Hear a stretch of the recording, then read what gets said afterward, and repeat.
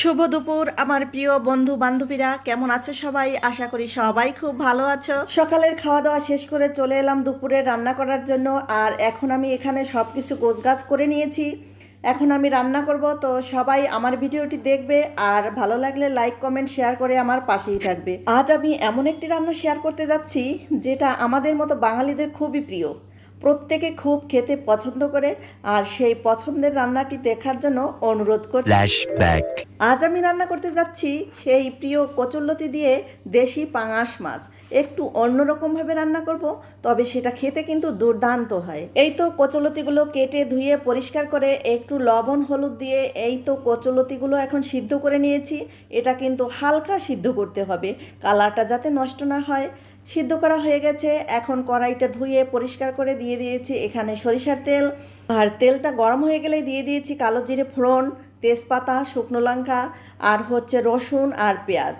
সব কিছু মশলা এখন কষিয়ে নেব ভালো করে। যখন দেখব মশলার উপর তেল ভেসে উঠেছে, তখনই আমি দিয়ে দেবো এখানে সেই কেটে রাখা পাঙাশ মাছ। আর এখানে আমি পাঙাশ মাছগুলো ছোট ছোট টুকরো করে নিয়েছি যাতে মশলাটা ঢুকে যায়, কারণ আমি এই পাঙাশ মাছগুলো ভাজিনি। আর এখন মশলার সঙ্গে এটাকে আমি ভালো করে কষিয়ে নেব, একদম মাংসের মতো। আমার ছেলেরা তো এই কচুরলতি খেয়ে বলেছে, মা আজকে তো মাংসের মতো লাগতেছে, আজ এই লতিটা কিভাবে রান্না করেছে তুমি? আমি বললাম যখন আমি ভিডিওটি শেয়ার করব তখন তো দেখতেই পাবে, বলা যাবে না। এই তো সব ধরনের মশলা কষিয়ে এখানে কচুরলতি দিয়েছি, হালকা করে নেড়ে চেড়ে এখন দিয়ে দিচ্ছি কাঁচা লঙ্কা চেরা। আর এই কচুরলতিতে একটু ঝাল হলে ভালো হয়, এর জন্য আমি শুকনো লঙ্কাও দিয়েছি, কাঁচা লঙ্কাও দিয়েছি। আর এখন হালকা করে নেড়ে চেড়ে এটাকে আরও কষিয়ে নেব। আর নামানোর আগে ভাজা জিরে গুঁড়ো দিয়ে নামিয়ে নেব, তাহলেই হয়ে যাবে। সত্যি বলছি, এভাবে একবার হলেও বাসায় রান্না করে খেয়ে দেখো, দারুণ হয়েছে কিন্তু খেতে। আজ দুপুরে ছিল পাঙাশ মাছ আর কচুরলতি, আর এখানে ছিল কুমড়ো শাক সর্ষে পোস্ত বাটা দিয়ে। দুইটা রেসিপি খেতেই কিন্তু অসম্ভব মজার হয়েছিল।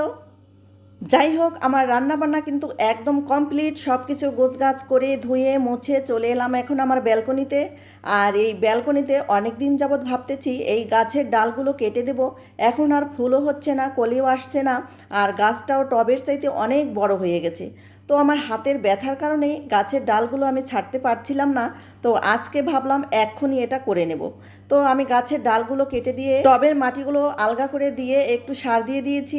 আর দেখি আস্তে আস্তে আবারও পাতা গজাবে, ডালপালা হবে। অবশ্যই তোমাদের সঙ্গে শেয়ার করব। ততক্ষণ সবাই আমার সাথে থেকো আর প্রতিদিনের ভিডিও দেখতে থাকো, লাইক করো, কমেন্ট করো, শেয়ার করো। টাটা।